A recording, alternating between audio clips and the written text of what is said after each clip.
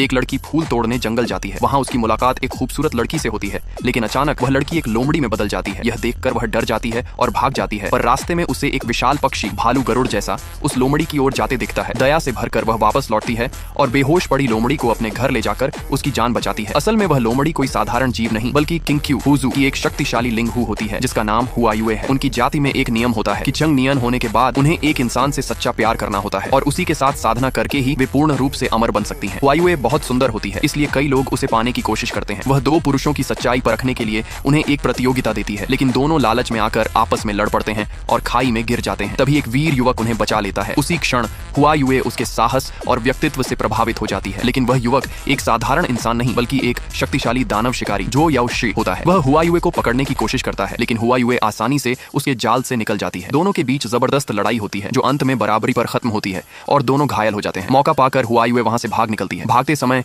वह गलती से एक इंसानी लड़की एसियू की जिंदगी से जुड़ जाती है। एसियू उसकी हालत देखकर डरते हुए भी उसे अपने घर ले आती है और उसकी देखभाल करती है। धीरे धीरे हुआयुए ठीक हो जाती है और दोनों के बीच गहरी दोस्ती हो जाती है। एक दिन हुआयुए को लगता है कि एसियू उससे कुछ छुपा रही है। वह चोरी छिपे मेले में जाती है, जहां उसकी मुलाकात एक रहस्यमयी युवक से होती है जो उसे एक पहेली सुलझाने में मदद करता है। हुआयुए को लगता है कि वह उससे प्रभावित है, लेकिन वह युवक उसे ठुकरा देता है, जिससे हुआयुए पहली बार अपने आकर्षण पर शक करती है। बाद में उसे पता चलता है कि वह युवक असल में सिर्फ एक फूल पाने के लिए उसकी मदद कर रहा था। इसी बीच एसियू अपनी दुख भरी कहानी बताती है।